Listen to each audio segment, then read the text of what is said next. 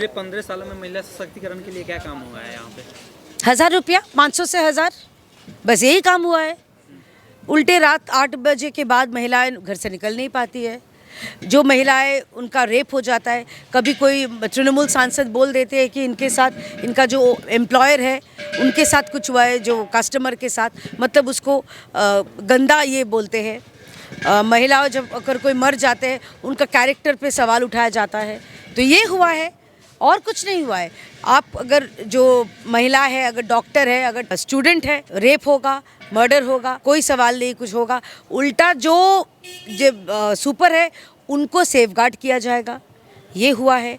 तृणमूल नेता, अगर आपकी बेटी कॉलेज में जाती है, लॉ कॉलेज में छात्रा है, तो उनके ऊपर रेप होगा, लेकिन करेंगे तृणमूल, इसीलिए कोई इस पर आवाज़ नहीं उठाएगा। ये सशक्तिकरण पश्चिम बंगाल में महिलाओं के ऊपर हुआ है।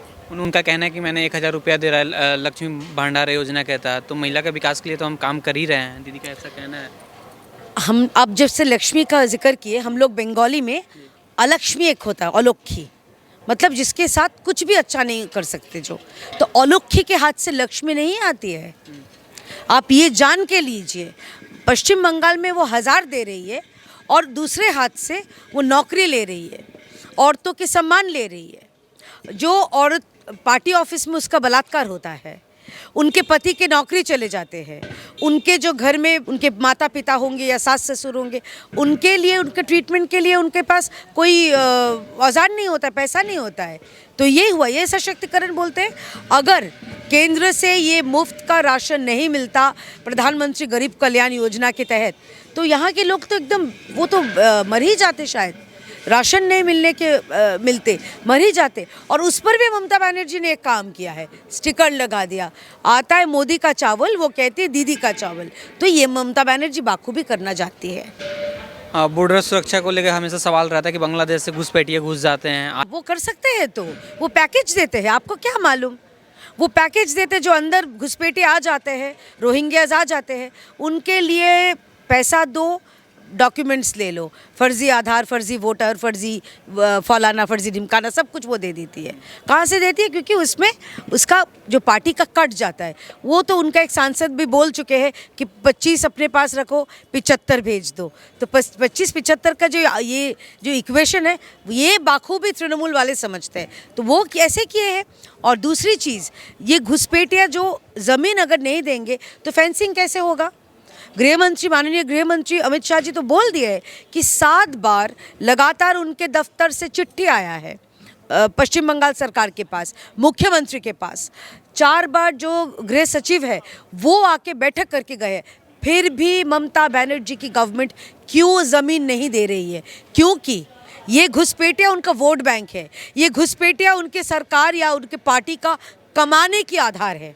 तो इसी वजह से वो नहीं चाहती है कि पूरा फेंसिंग हो जाए। अब दूसरे स्टेट्स में देखो, आप लोग तो पत्रकार हैं, आप लोग घूमते रहते हैं, आप बॉर्डरिंग दूसरे स्टेट्स में देखो, कहीं पर ऐसा समस्या नहीं है। सिर्फ और सिर्फ पश्चिम बंगाल में क्यों? क्योंकि पश्चिम बंगाल में, पश्चिम बंगाल जो सरकार है, वो उसका जो कोर वोट बैंक है वो है ये घुसपैठिया, वो है रोहिंग्या। तो ममता बनर्जी अपना वोट बैंक, जाहिर सी बात है, कौन नहीं चाहेगा कि अपना वोट बैंक। देखिए, ममता बनर्जी जो भी कहती है वो करती है उसका उल्टा। वो सीए में क्या क्या छी बोली थी, आपको याद रहेगा। सो सीए तो हुआ यहाँ पर। हमारे जो मतुआ जो भाई बहन है, बंधु है, सबको मैं और एक बार रिपीट कर रही हूँ, सबको पश्चिम भारत का नागरिकता का ये वादा था केंद्रीय सरकार का, माननीय प्रधानमंत्री जी का, माननीय गृह मंत्री जी का, वो हुआ। अच्छा, वो वक़्फ़ में कहा तो वक़्फ़ हम करने, इसमें लागू नहीं होने देंगे। जब नया वक़्फ़ एक्ट आया, जब वक़्फ़ आया, वो अभी भी वो राज़ी हो गई।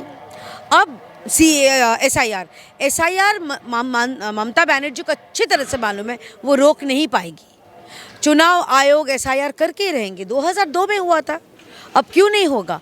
SIR होना ही चाहिए। बल्कि हम लोग कहेंगे कि आप ये जो चुनाव आयोग से विनती है कि आप लोग हर 3-4 साल के अंतर में करो। अच्छा है, हमको भी मालूम चले कि कितना पानी है और कितना वस्तु है, दूध है, तो ये हमको भी मालूम चले। तो पश्चिम बंगाल जो सरकार है ये कहते हैं कुछ और करते हैं कुछ, क्योंकि ममता को भी मालूम है कि एसआईआर के आप जो कहा कि वो सहायता नहीं है। वो एक तरीके से बीएलओ को धमकाने, उनको डराने की इनकी कोशिश है। आज आप देखिए दादागिरी पे उतरा है, गुंडागर्दी पे उतरा है। तृणमूल के एक एमएलए है अशित मजूमदार चिचोड़ा के, वो बोल रहे कि काउंटिंग हियरिंग हम होने नहीं देंगे। अरे अगर सोचिए, अब चुनाव आया भी नहीं, सिर्फ एसआईआर का माहौल है, इसमें अगर ऐसे गुंडागिरी दादागिरी करते हैं तो चुनाव आयोग को सोचना पड़ेगा कि किन परिस्थितियों में पश्चिम बंगाल में चुनाव होगा। तो उनको इस जो घटना है इसके लिए उनको भी तैयार होना पड़ेगा, उनको भी तैयार रहना चाहिए। आधी आबादी जो महिलाओं की है, उनका 2026 में जो चुनाव होने वाला बंगाल में, उनका क्या मुद्दा रहेगा?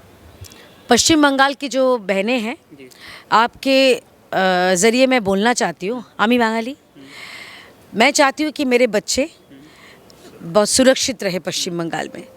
मैं चाहती हूँ मेरे बच्चे को पश्चिम बंगाल से बाहर नहीं जाना पड़े नौकरी के लिए, पढ़ाई के लिए।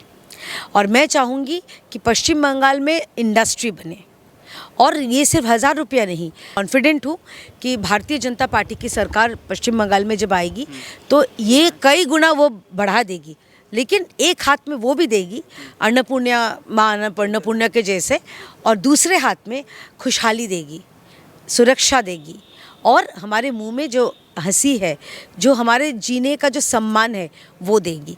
तो आप अब सोच लो, आपको सिर्फ और सिर्फ 1000 रुपया चाहिए, और आपके जो हस्बैंड है उनको 28 रुपया पाउच दे दिया, शराब में उनका आदत डलवा दिया, ये चाहिए? या आपको ऐसी सरकार चाहिए जो आपके हस्बैंड्स को फैक्ट्री में भेजे, जो सिर्फ आप नहीं, घर के हर मेंबर्स कमाई करे, उनको अर्न कर सके? तो ये आपके ऊपर है। जाहिर सी बात है, पश्चिम बंगाल की औरतें भी, हम लोग बहुत प्रोग्रेसिव है, हम लोग बहुत सोचते हैं, हमको मालूम है कौन सा हमारे लिए अच्छा होगा या कौन सा बुरा होगा। तो जो बुरा है उसको हटाओ, अच्छाई को 26 में वापस लेके आओ। और मोदी के बारे में यहाँ के महिलाओं के लिए मतलब क्या सोच है, उनको मोदी को कैसे देखती है यहाँ के महिलाओं?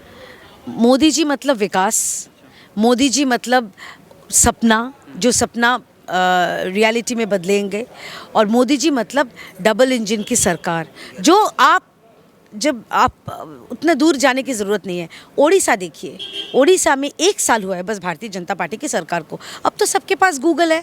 आप देखिए 1 साल में ओडिशा में कितना इंडस्ट्री आ गया है।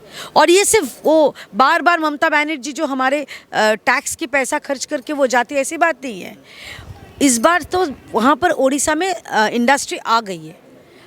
आप असम में जाओ, 26,000 करोड़ का वहाँ पर फैक्ट्री, वहाँ पर सेमीकंडक्टर का फैक्ट्री लग रहा है, काम शुरू हो चुका है। तो ये है मोदी की गारंटी, मोदी जो कहते हैं वो करेंगे। तो पश्चिम बंगाल में भी हमें एकदम, हम लोग निश्चित है कि मोदी की गारंटी यहाँ पर भी लागू होगा। तो ममता बनर्जी का कहना रहता है कि वो बाहरी हैं, वैसा मोदी जी के लिए बोलती है कि वो बाहरी देश नेता की प्रधानमंत्री बाहरी है। तो ममता बनर्जी को ये याद रखना चाहिए, उनके सांसद भी दिल्ली जाते हैं। आज वो गृह मंत्री के लिए एक बात कहा कि हम चाहते तो वो मूवमेंट नहीं कर पाते। मैं आपके ज़रिए पूछ रही हूँ, आप कौन होते हैं ये सवाल उठाने वाले? अरे हम लोग चाहेंगे तो आपके सांसद जो है वो दिल्ली में भी जाते हैं। अगर आप मतलब आँख के बदले आँख, तो अगर आप ऐसा बोलोगे, हमारे पास भी दिल्ली की सरकार है, वो अच्छी तरह से खातिरदारी उनको भी आती है।